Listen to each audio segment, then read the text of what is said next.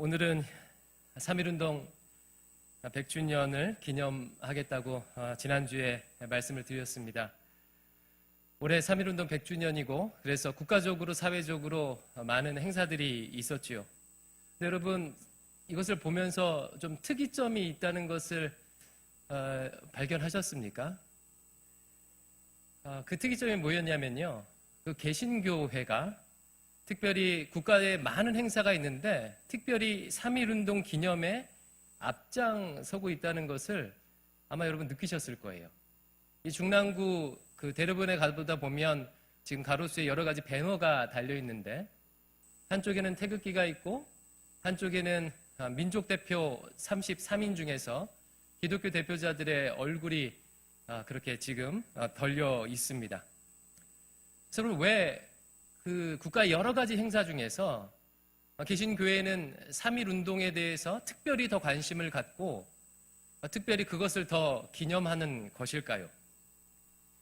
표면적인 이유는 이렇다고 생각을 합니다. 그것은 3.1운동의 핵심 주축이 기독교인들과 또 교회였기 때문에 그렇습니다. 민족대표 33인의 구성만 봐도 기독교인들이 얼마나 3.1운동에 적극적으로 동참했는지를 알 수 있죠. 33인 중에 천도교가 15명, 그리고 기독교 목사님, 장로님들이 16명, 그리고 나머지 2명은 불교 대표로 구성되어 있습니다. 만세운동의 상당수가 교회를 중심으로 일어나게 되었습니다.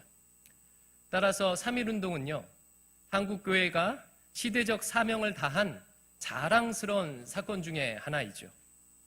그러다 보니 이런 이유에 있어서 3.1운동을 더 특별히 기념하는 건 아닌가 그런 생각을 해보게 됩니다. 하지만 이 지점에서 여러분 주의할 점이 하나 있습니다.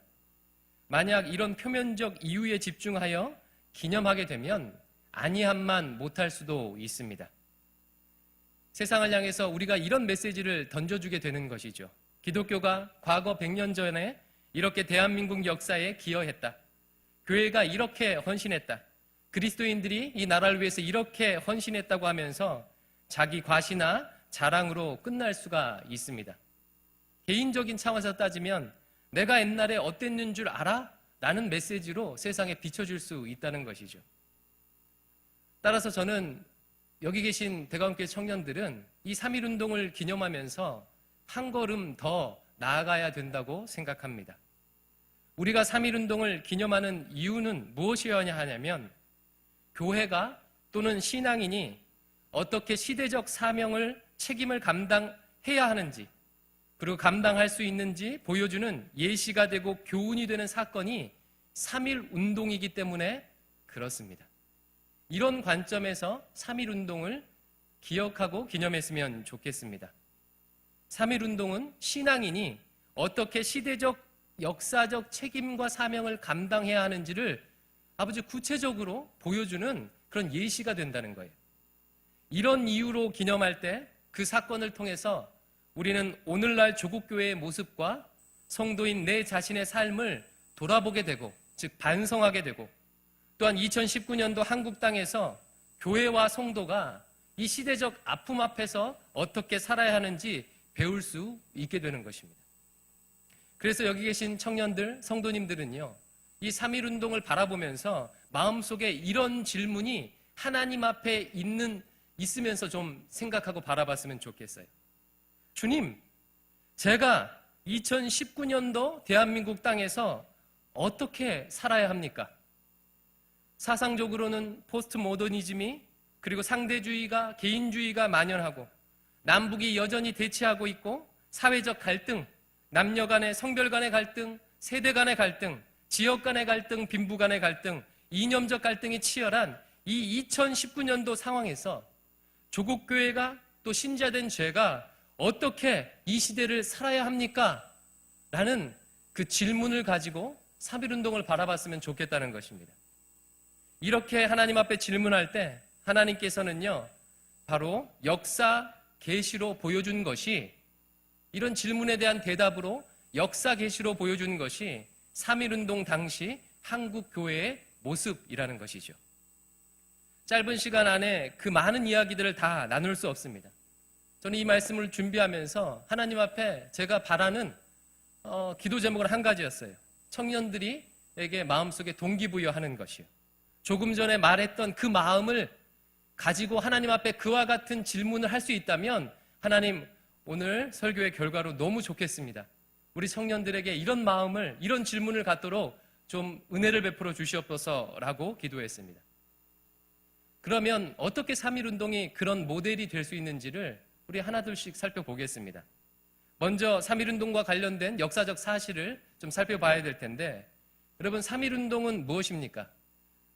제가 기사를 보니까 3.1운동을 우리 초등학생들은요 3.1 운동이라고 읽는다고 하는 기사도 본 적이 있는데, 3.1운동이란 100년 전 1919년 김인년 3월 1일부터 전국적으로 일어난 비폭력 저항 운동이죠. 만세 운동이 바로 3.1 운동입니다. 3.1 운동이 일어난 배경은 이와 같습니다. 1910년에 을사늑약에 의해서 우리 국권이 찬탈되게 됩니다. 이제 그때로부터 일본의 식민지가 되게 된 거죠. 그리고 일제는 3.1 운동 전까지 우리나라를 무단 통치, 다른 말로 헌병 통치를 했습니다. 여러분, 보통 국내의 치안은 누가 담당합니까? 경찰이 담당하죠. 근데 헌병 통치라는 것은 무엇이냐면 그 치안을 군인이 담당했다는 거예요. 총칼로 치안을 담당했다는 것입니다.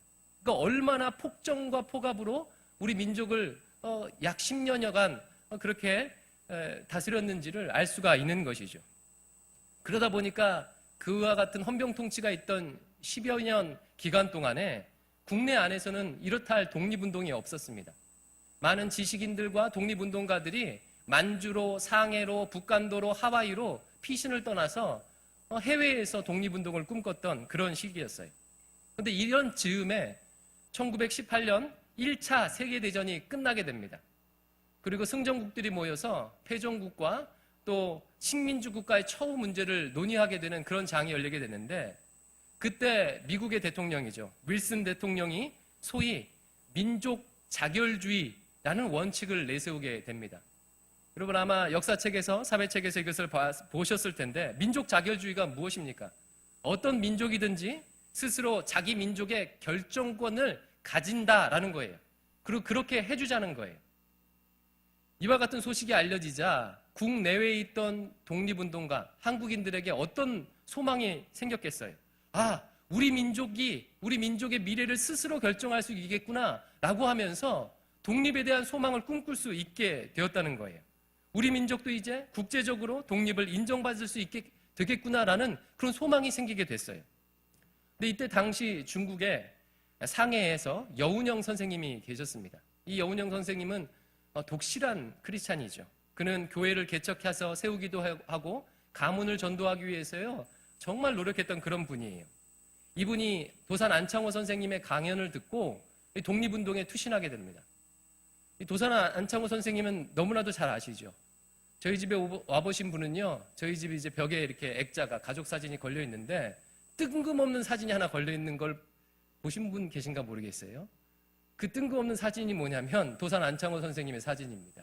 저하고 별로 상관이 없거든요. 근데 제가 그 밑에다가 뭐라고 적어놨냐면 스승이라고 적어놨어요. 저는 함부로 이렇게 누구에게 스승이라고 이렇게 잘 부르지 않는데 도산 안창호 선생님을 너무너무나도 존경해요. 그래서 액자에다가 사진을 걸어놓고 그 밑에다가 스승이라고 적어놨는데, 이 도산 안창호 선생님의 강연을 듣고 이 여운형 선생님께서 독립운동에 투신하게 됐어요.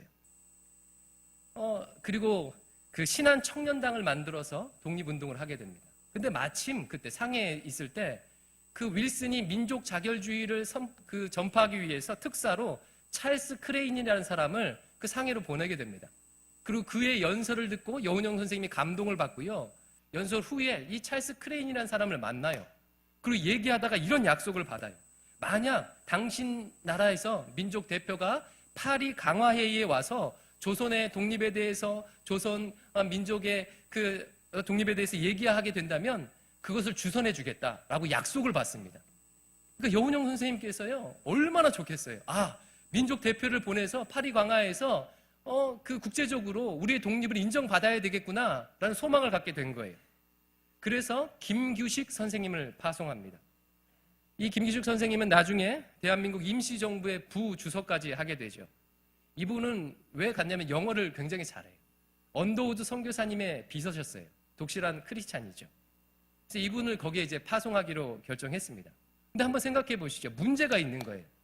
여러분, 일개 개인이 파리 광화회에 가서 조선의 독립에 대해서 역설한다면 그 국제적으로 외교관들이 모여서 그것을 받아들일 수 있겠어요? 도대체 너를 누가 보냈냐? 네가 어떤 자격으로 왔냐? 네가 어떻게 민족을 대표하느냐? 이런 시비가 걸릴 수 있게 되는 거잖아요. 뿐만 아니라 지난 10여 년 가까이 조선은요, 일제 식민 통치 아래 있으면서 이렇다 할 독립운동도 없었어요. 민족의 독립의지를 어떻게 보일 수 있는가? 이런 것들이 문제가 되는 거예요. 그래서 신한청년단과 여운형 선생님이 그 두 가지 계획을 세웁니다. 조선 안에 국내적인 독립운동을 일으켜서 그 조선인들의 독립의지를 세계에 표현해야 되겠다. 뿐만 아니라 그 대한민국 조선을 대표할 수 있는 그 기관을 하나 만들어야 되겠다. 이게 나중에 뭐가 되겠어요? 대한민국 임시정부가 3.1운동 이후에 되게 되는 거죠.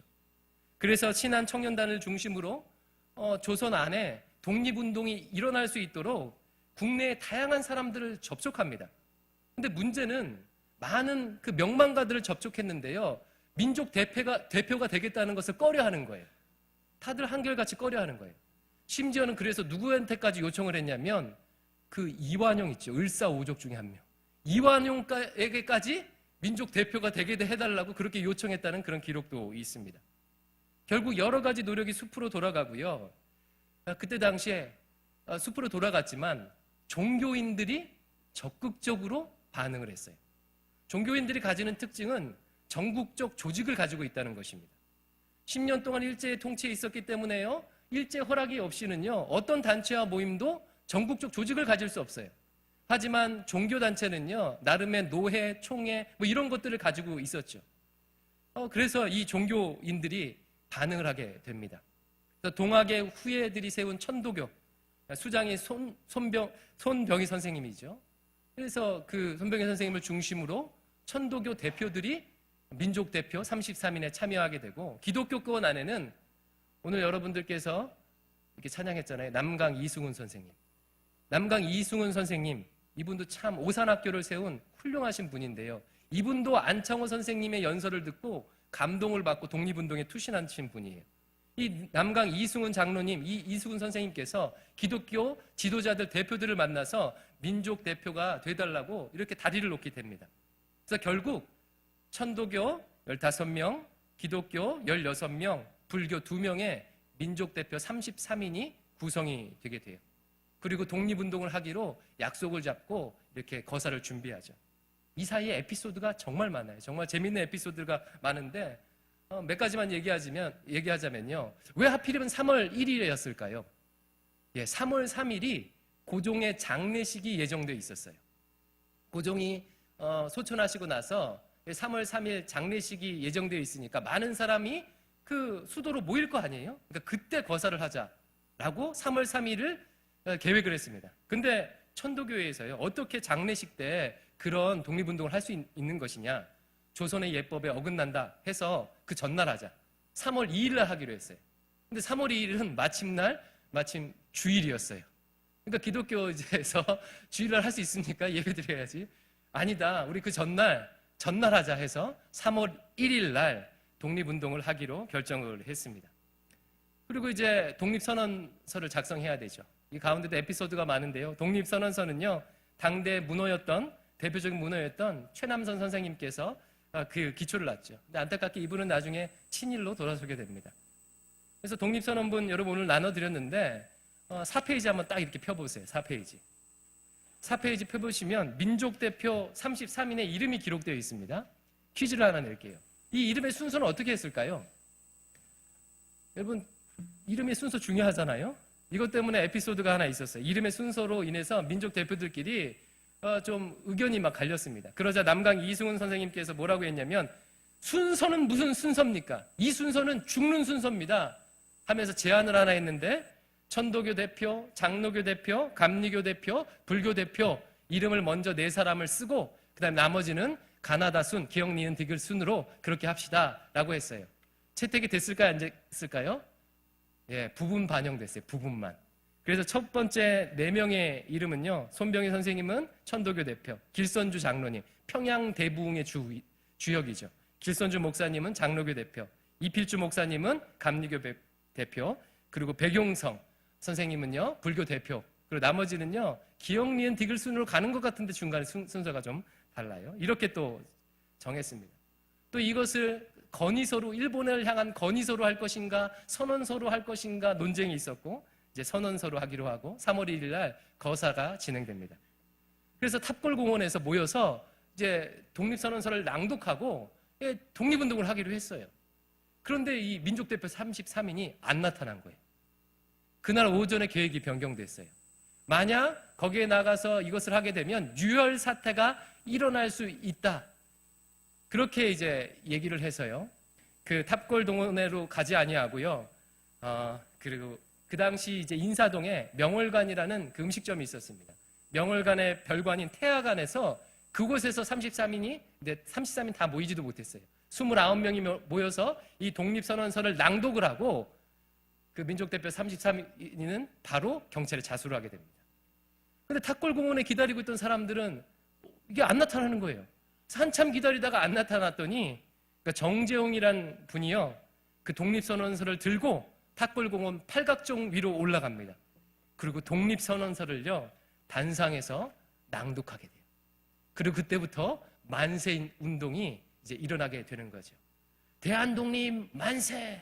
대한독립 만세! 하면서 만세 운동이 일어나게 되는 것입니다.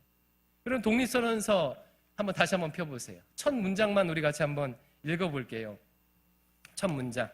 우리는 오늘, 아까 우리 찬양대가 잘 읽어주셨는데요. 우리는 오늘 같이 한번 읽어보겠습니다. 시작. 우리는 오늘 조선이 독립한 나라이며 조선인이 이 나라의 주인임을 선언한다. 이 한 문장이 3.1운동의 성격을 명확하게 규정하고 있죠. 3.1운동은 어떤 성격을 가지고 있어요? 조선이 독립한 나라라는 것을 선언하는 독립운동의 성격을 갖고 있어요. 근데 또 주목할 것은요, 거기에 그치지 아니하고 그 다음 문장이 있어요. 조선인이 뭐래요? 이 나라의 주인이다. 백성이 이 나라의 주인이다. 국민이 이 나라의 주인이다라는 것을 선언하는 혁명적 성격도 3.1운동이 같이 갖고 있다는 거예요. 그 전까지만 해도 이 대한민국의 이름이 무엇이었습니까? 그전에는 조선이었고 그 다음에 대한제국으로 바뀌었잖아요. 대한제국이 무슨 뜻이죠? 제자가 황제할 때 제자예요. 이 나라는 황제의 나라다, 제국이다 라고 불렸는데 이 3.1운동이 일어나고 나서 대한민국, 백성의 나라이다, 이 나라의 주인은 국민이다 라고 하는 민국으로 바뀌게 되는 것이죠. 그래서 3.1운동은요, 이 대한민국이 대한민국으로 시작하게 되는 중요한 역사적 사건이며 대한민국 임시정부가 헌법 1조, 지금 우리나라 헌법에도 1조에 나타나 있는 이 나라의 주인은 국민이다. 대한민국은 민주공화제다라는 것을 명시하게 되는 이제 이게 바로 이 독립선언서 첫 문장에 다 나타나 있는 것입니다. 전국적인 만세운동이 3월 1일을 기점으로요. 3, 4월에 절정을 이루고 5월 말까지 이루어졌어요. 물론 이후로도 1년간 전국에서 또 해외에서 산발적으로 독립운동이 일어났습니다. 일본 통계에 따르면 3월부터 5월까지 참여 인원이 약 200만 명 가까이 된대요. 전국 218개 군이 있었는데 212개 군이 참여했다고 합니다. 그리고 많은 사람들이 이 3.1운동에 의해서 핍박을 당하게 됐어요. 일제의 탄압으로 약 5만여 명이 체포됐고 7,500여 명이 살해되는 일이 발생했습니다. 47개의 교회당이 소각됐대요. 타버렸습니다. 대표적인 사건이 제암리 사건 아닙니까? 제암리 교회에다가 사람들을 가둬놓고 밖에서 문을 잠그고 불을 질렀습니다. 23명의 사람이, 아이까지 거기서 죽음을 당하게 되는 거죠. 바로 이와 같은 3.1운동으로 말미암아 대한민국, 조금 전에 얘기했던 대한민국이 탄생하게 됐던 것이고, 또 그동안 헌병통치로 무단통치를 했던 일제가 더 이상 이렇게 하면 안 되겠다라고 해서 문화통치로 바뀌게 되는 계기가 됩니다. 물론 전 세계 만방에 우리나라의 독립의지를 또 표명하게 된 계기가 된 거죠. 그렇다면 여러분, 어떻게 3.1운동이 신자가 시대와 역사에 참여하는 것에 모델이 될 수 있을까요? 지금까지는 역사적 사실을 통해서 살펴봤어요. 그러면 어떻게 3.1운동이 신자가 교회가 이 시대와 역사에 참여하는 것에 모델이 될 수 있는가? 제가 정말 많이 고민했어요. 이 짧은 시간에 이것을 어떻게 얘기할까 고민하다가 여러분 몇 가지 키워드를 통해서 여러분에게 팁을 드릴게요. 이 팁을 근거로 더 깊이 여러분 생각해 보시길 바라요. 그래서 제가 뭘 할 거냐면 예수님의 시대정신, 그러니까 신구약 성경에 나타나 있는 성경의 시대정신, 예수님의 시대정신과 가르침을 키워드로 얘기하고 3.1운동 당시 보였던 믿음의 선배들의 모습이 그 키워드에 얼마나 일치하는지를 보여드릴게요. 먼저 질문 드립니다. 예수님은요, 불의한 제국의 권력에 동조하고 타협하라고 했습니까? 아니면 저항하라고 가르쳐 주셨습니까? 저항하라고 분명히 가르쳐 주셨고 그런 삶을 사셨어요. 예수님은 십자가에 달려주신 제목이 영모죄였습니다. 반역죄였습니다. 예수님은 하나님의 아들이라고 칭함을 받으셨어요. 당시 하나님의 아들이라는 호칭은 황제에게만, 시저에게만 칭해지는 호칭이었는데 예수님은 하나님의 아들이라고 말씀하셨죠. 물론 예수님은요, 정치적 저항을 넘어서 하나님의 나라의 왕임을 선언하는 그런 표현이었죠. 하지만 그 당시 제국의 이것은요, 충분히 저항으로 받아들여질 수밖에 없는 그런 가르침입니다. 그래서 우리는 이 예수님의 저항 정신을 이어받아서 종교 개혁을 일으켰고, 이 저항 정신을 따라서 개신교인들을 영어로 뭐라고 불러요? 프로테스탄트, 저항하는 자들이라고 부르게 되는 것이죠. 그러면 3.1운동은요, 이 예수님이 보여주셨던 이 저항 정신을 가지고 있습니까? 없습니까? 타협하고 동조하지 아니하는 저항 정신을 분명히 가지고 있는 것이죠. 그리고 두 번째로 질문할게요. 예수님은 사회의 문제를 해결에 있어서 폭력적으로 하라고 했습니까? 비폭력으로 하라고 했습니까? 너무나도 쉬운 질문이죠. 비폭력적으로 하라고 하실 뿐만 아니라 본인 자신이요, 자신의 생명을 내어주시면서 그렇게 하나님 나라를 이루기 위해서 헌신하셨습니다. 칼로 선자는 칼로 망한다고 분명히 가르쳐 주셨어요. 그러면 3.1운동은 이 예수님의 정신을 그대로 받았습니까? 안 받았습니까? 대표적인 비폭력 저항운동이 바로 3.1운동입니다. 그래서 인도의 간디는 인도에서 독립운동을 할 때 이 3.1운동을 모델을 가지고 비폭력 운동을 하게 되는 것이죠. 예수님께서는요, 이 땅에서 하나님 나라를 이룰 때 원수에게 보복하고 복수하라고 가르쳐 주셨습니까? 아니면 원수를 사랑하라고 가르쳐 주셨습니까? 복수하지 말고 용서하라고 가르쳐 주셨습니까? 이것도 대답은 분명합니다. 그러면 3.1운동은 어떻습니까? 3.1운동 독립선언서를 다시 한번 펴보시기 바랍니다. 2페이지 제일 위에를 한번 읽어볼게요. 우리는 일본이 1876년 강화도 조약 뒤에 갖가지 약속을 지키지 않았다고 해서 일본을 믿을 수 없다고 비난하는 게 아니다. 일본의 학자와 정치가들이 우리 땅을 빼앗고 우리 문화 민족을 야만인 대하듯 하며 우리의 오랜 사회와 민족의 훌륭한 심성을 무시한다고 해서 일본의 의리 없음을 탓하지 않겠다. 핑계대고 탓하고 원망하지 않겠다. 라고 분명하게 얘기하고 있습니다. 또 질문 드려보겠습니다. 예수님은 국수주의자였습니까? 아니면 인류의 자였습니까? 예수님은 이스라엘의 구원만을 위해서 오신 분이 아닙니다. 자기 민족, 히브리 민족만을 강조하고 히브리 민족만의 구원을 얘기하셨던 분이 아닙니다. 예수님은 온 인류를 구원하기 위해서 오셨던 분이에요. 바로 이 인류애적 사랑, 인류애적 정신이 3.1운동에 담겨 있습니까? 분명하게 담겨 있죠. 3페이지를 보십시오. 3페이지 위에 중간에 보면 이렇게 말합니다. 3페이지 제일 위 첫 문단. 세계 평화와 인류 행복의 중요한 부분인 동양 평화를 이룰 발판을 마련하는 것이다. 조선의 독립은 단지 조선의 독립의 문제가 아니라 인류 평화, 세계 평화에 기여한다고 인류애적 정신이 여기에 담겨 있는 것이죠. 예수님은 사회 참여할 때, 시대 참여할 때 배제와 혐오하라고 했습니까? 특별히 사회적 약자들을 배제와 혐오하라고 했습니까? 그렇지 않으셨어요. 예수님은 세리와 창기의 친구셨습니다. 3.1운동은 어땠습니까? 억압받고 핍박받는 민족의 편에 서서 싸웠던 그런 운동입니다. 기독교는 배제와 혐오의 종교가 아니라 포용과 사랑의 정신을 가지고 있는 그런 종교죠. 그래서 유대인이나 헬라인이나 남자나 여자나 종이나 자유인이나 다 그리스도 안에서 하나이니라.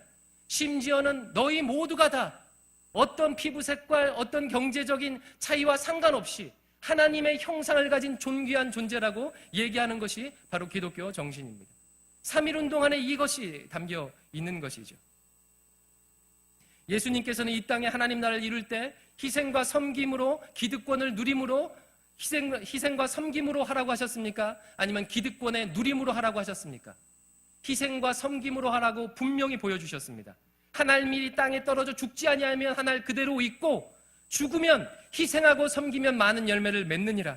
누구든지 높아지려고 하는 자는 낮아지라.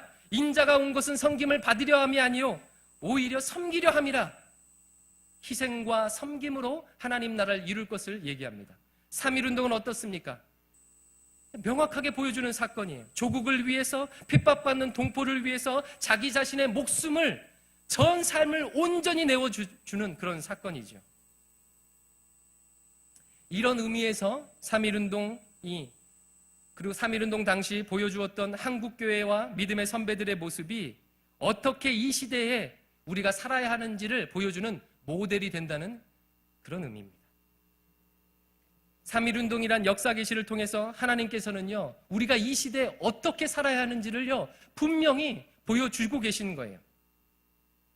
그래서 오늘 사랑하는 청년들에게 두 가지만 부탁드릴게요. 첫 번째는요, 믿는 신자에게 시대적 책임, 역사적 책임이 있다는 것을 기억해 주시기 바랍니다. 예, 저를 따라서 한번 해보겠습니다. 따라 한번 해보세요. 나에게 시대적 책임, 역사적 책임이 있다. 하나님께서는 나 혼자 기껏해야 내 가족만 잘 살고 먹으라고 우리를 이 땅에 보내신 것이 아닙니다.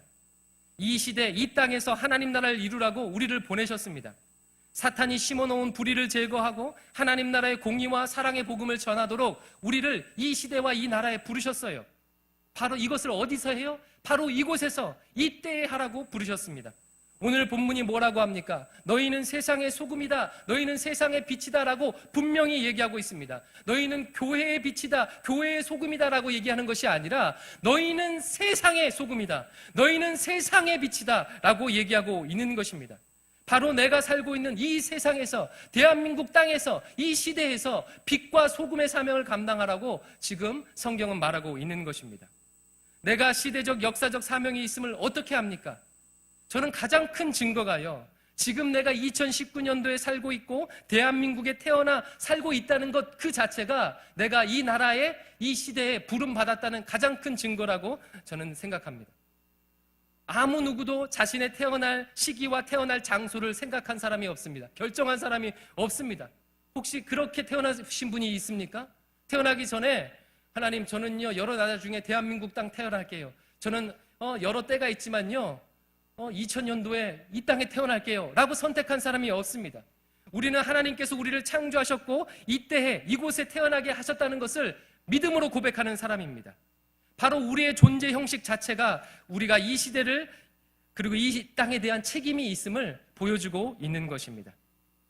역사를 보면요, 예수님을 만난 사람은요 시대적 역사적 책임을요 그 가슴 속에 가지고 있어요. 그리고 반대로 믿음이 있다고 할지라도요 신앙이 떨어지고요, 하나님과 친밀한 교제를 잃어버리고 성령과 멀리 살아가게 되면, 말씀과 멀리 살아가게 되면, 자신의 삶에 어려움이 오게 되면 어떤 생각을 가지게 됩니까? 내 가정이 힘들고 아니면 내 삶이 힘들고 직장 생활이 힘들면요 이렇게 생각을 해요. 하나님, 어찌 저를 이 가정에 버리셨습니까? 이 직장에 버리셨습니까? 하나님, 정말 살아계신 건 맞습니까? 라고 자기 자신을 버려진 것 같이 인식합니다. 하지만 예수님을요 진짜로 만난 사람, 그 안에 성령이 살아 움직여 역사하는 사람, 하나님의 말씀으로 충만한 사람, 그런 사람은 어떻습니까?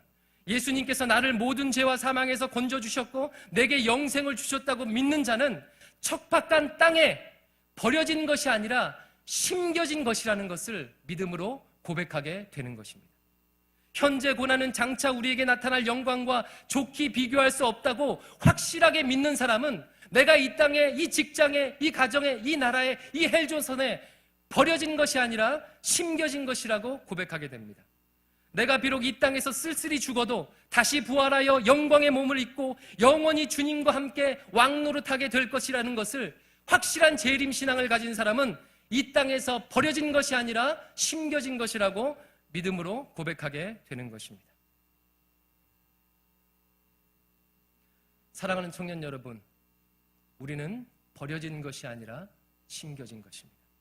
100년 전 우리 믿음의 선배들은요, 버려진 그 땅에서 열매 맺기 위해서 생명을 바쳤어요. 우리가 지금 아무리 어려워도 100년 전 우리 믿음의 선배들과 비교가 될 수 있겠습니까? 우리는 나라 잃은 서름이라는 것을 알지 못합니다. 13살, 14살, 15살에 정신대로 끌려간다는 것을 우리는 잘 알지 못해요. 끼니를 걱정하면서요, 내 어머니와 아버지가 그렇게 일제히 군홧발에 짓밟히고 내가 태어날 때부터 어머니가 아버지가 안 계신다는 그런 사실들을 우리는 잘 알지 못해요. 그럼에도 불구하고 우리의 믿음의 선배들은 자신의 모든 재산과 생명을 들여 그리스도의 가르침에 순종하며 독립운동에 자신을 들였습니다. 그들은 자신이 나라 없는 조선 땅에 버려진 것이 아니라, 나라 없는 북간도의 만주에 버려진 것이 아니라 심겨진 것임을 믿고 그 척박한 땅에서 뿌리를 내리고자 몸부림치며 급기야 뿌리를 내렸습니다. 그리고 줄기를 내어 마침내 후손들이 열매를 볼 수 있도록 자기의 온 삶을 드렸습니다.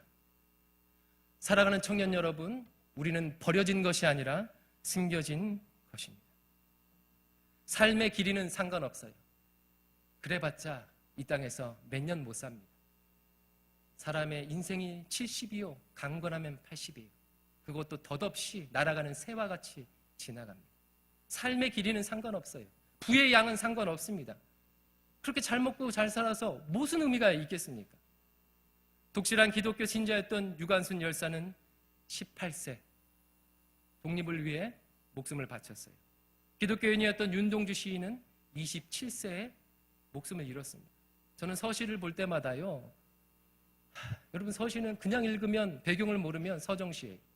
하지만 이 역사의 시대와 아픔을 가지고 이 서시를 읽으면요, 정말 눈물 없이 이길 수 없는 것 같아요. 어떻게 그 시대적 아픔 속에서 시인으로서, 문학가로서 사회 참여와 또 예술의 그런 그 열매를 맺고 싶은 그 시인으로서 자신의 삶을 고민하고 시대와 아픔을 부여안고 죽는 날까지 하늘을 우러러 한 점 부끄러움 없기를, 잎새에 이는 바람에도 나는 괴로워했다. 별을 노래하는 마음으로 모든 죽어가는 것을 사랑해야지. 그리고 나한테 주어진 길을 걸어가야 되겠다. 오늘 밤에도 별이 바람에 스치운다. 어떻게 이 참혹한 현실을 이렇게 청량하고 아름답고 순결한 언어로 이렇게 표현할 수 있을까요? 이렇게 하라는 거예요. 내게 가진 주신 달란트를 가지고요, 이 땅에서 노래를 짓던, 그림을 그리던 이 시대적 사명, 역사적 사명을 감당하라는 것입니다. 그리고 한 가지만 더 말씀드릴게요. 두 번째 기억할 것은요, 하나님 나라는 자기 자신을 그 나라를 위해 드린 소수에 의해서 이루어진다는 것을 기억하시기 바래요. 여러분, 어두운 방을 밝히기 위해 등이 몇 개가 필요하겠습니까? 한 개면 돼요. 음식의 맛을 내기 위해 소금이 얼마나 필요하겠습니까? 조금 있으면 됩니다. 바다의 부패를 막기 위해 소금이 어느 정도 필요합니까? 2.5%, 3.3% 내외죠. 하나님 나라의 역사도 마찬가지입니다. 하나님 나라 역사도요, 마찬가지예요. 남아있는 소수, 렘넌트, 그들에 의해서 하나님 나라의 역사가 이루어지게 되는 것이죠. 3.1운동도 살펴보면 마찬가지입니다. 전국적으로 일어났지만 그 3.1운동에 적극적으로 동참했던 사람은요, 10%가 조금 넘어요. 그러면 반대로 생각해 볼게요. 8, 90%의 사람들은요, 움직이지 않았다는 거예요. 마음은 어땠을지 모르지만 그 8, 90% 안에 들어있는 사람은 여러 가지 마음이었겠죠. 어떤 사람들은요, 쓸데없이 그 일을 왜 해?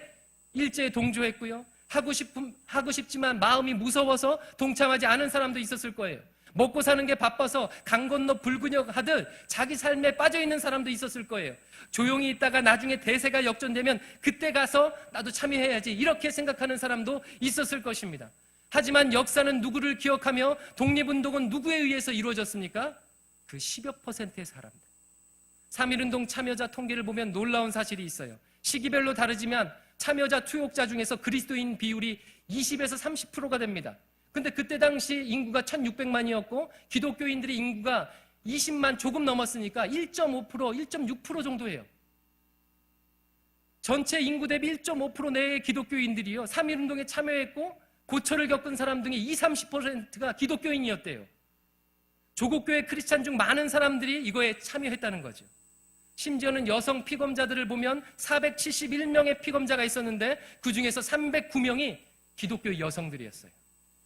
당시 대한민국의 1.5%밖에 안 되는 그리스도인들이 시대의 아픔을 부여안고 빛이 되고 소금이 되어 자기 자신을 내어주니까 놀라운 변화가, 은혜가 임하게 되는 것입니다. 그리고 100년 뒤에도 우리는 자랑스럽게, 그리고 우리 자신을 보면서 부끄럽게 그 역사를 반추하게 되는 것이죠. 사랑하는 청년 여러분, 저는 여러분이 다수 대중이 아니라 바로 이 소수가 되기를, 남은 자가 되기를, 소금과 빛이 되기를 간절히 주의 이름으로 축원합니다. 대강교회 청년들 중에는 방관자와 편승자가 없기를 바라요. 우리는 태어날 때부터 뼛속 깊이 자본주의 시장 경제 가치관을 배우면서 그렇게 경제 논리에 따라 살아가게 되죠. 우리는 나도 모르게 뼛속 깊이 그게 있어요. 최소한의 비용을 들여서 최대한의 효과를 거두겠다. 이기심에 기반한 이 정신을 가지고 살아가게 됩니다. 최소한의 비용을 들어서 최대한의 효과를 거두겠다. 근데 성경은 뭐라고 얘기합니까? 가치 있는 일은 희생과 섬김으로 이루어진다. 심는 대로 거둔다. 예수 그리스도께서 그 자신의 생명, 천하보다 귀한 그 생명을 우리에 위해서 내어주셨기 때문에 우리가 구원받은 것입니다. 그렇게 가치 있는 일에 자신을 드리는, 하나님의 나라와 시대를 위해 마땅히 온몸을 내어 던지는 여러분들이 되시기를 주님의 이름으로 축원드립니다.